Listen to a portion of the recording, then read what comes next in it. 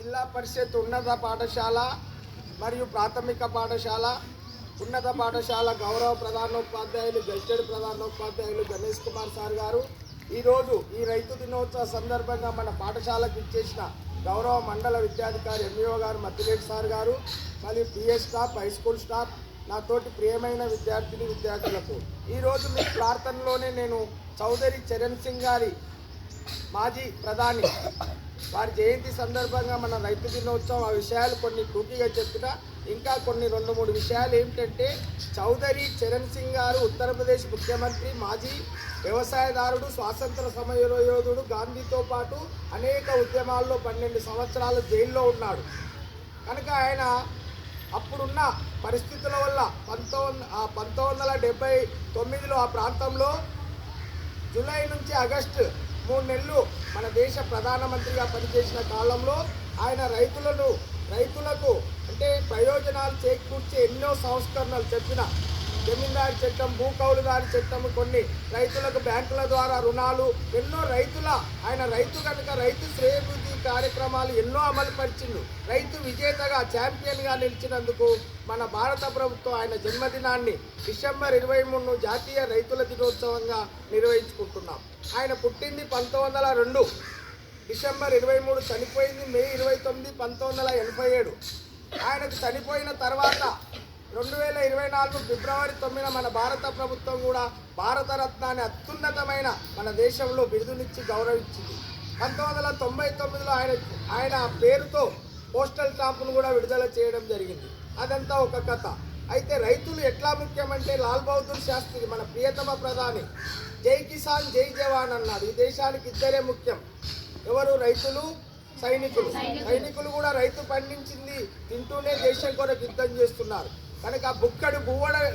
బుక్కెడు అన్నం లేనినాడు దేవుళ్ళకు కూడా రైతులకు పండించిన పంటతోనే నైవేద్యం పెడతాం పురాణాల్లో కూడా మనకు చెప్పిండు అన్నం పరబ్రహ్మ స్వరూపం కనుక ఆహారం వల్లనే మానవ జీవితం సమస్త జీవరాశులన్నీ కూడా ఆహారం వల్లనే బతుకుతున్నాయి మనతో పాటు సమస్త జీవరాశులకు కూడా అన్నం అందించేవాడు రైతు పరోక్షంగా మనం దానికి పెట్టకుండా పంట పొలాల్లో కొన్ని మిగిలిపోయిన ధాన్యరాశులు పక్షులు తింటాయి మన ఇంటి ముందర మిగిలిన ఆహారం భిక్షం కూడా లేని వాళ్ళకి వేస్తాం ఏమింత భూమి ఇవన్నీ చెప్పుకుంటూ పోతే చాలా ఉంది మన తెలంగాణ ఉద్యమం రైతుల ద్వారానే సాధ్యమైంది తెలంగాణ సాయుధ పోరాటం కూడా రైతులదే ఆ రోజుల్లో నిజాం కాలంలో అందరు కాదు కొందరు నిజాములు వాళ్ళ సైన్యం రజాకర్లతే రైతుల పంటలను ఊర్ల మీద పడి దాడి చేస్తుంటే సాయుధ రైతాంగ పోరాటం జరిగింది చాకలైలమ్మ అంటే భూమి కొరకు పోరాటం చేసింది కనుక వాళ్ళ భూములను భూస్వాములు గుంజుకుంటుంటే ఇదంతా చరిత్ర తర్వాత మన కొమరం భీం జల్ జంగల్ జమీన్ భూమి అరవి నీరు మాదే మీరెవరని వ్యతిరేకించడం జరిగింది ప్రభుత్వాలను కనుక రైతు నిరంతర పోరాటాలు చేస్తూ తన పంటల్లో పంట పొలాలు పండిస్తూ అనేక కష్ట నష్టాలు ఓడ్చి పంటలు ఉత్పత్తి చేస్తున్నాడు ఎంఈఓ గారు చెప్పినట్లు అందుకే రైతులకు గిట్టుబాటు ధరలు కల్పించాలి వాళ్ళకి బ్యాంకులు రుణాలు ఇవ్వాలి ఇవన్నీ ఆ రోజు చరణ్ సింగ్ గారే చేశారు కనుక అటువంటి రైతులకు ఇన్ని కార్యక్రమాలు చేసిన ఈ రైతాంగ దినోత్సవ సందర్భంగా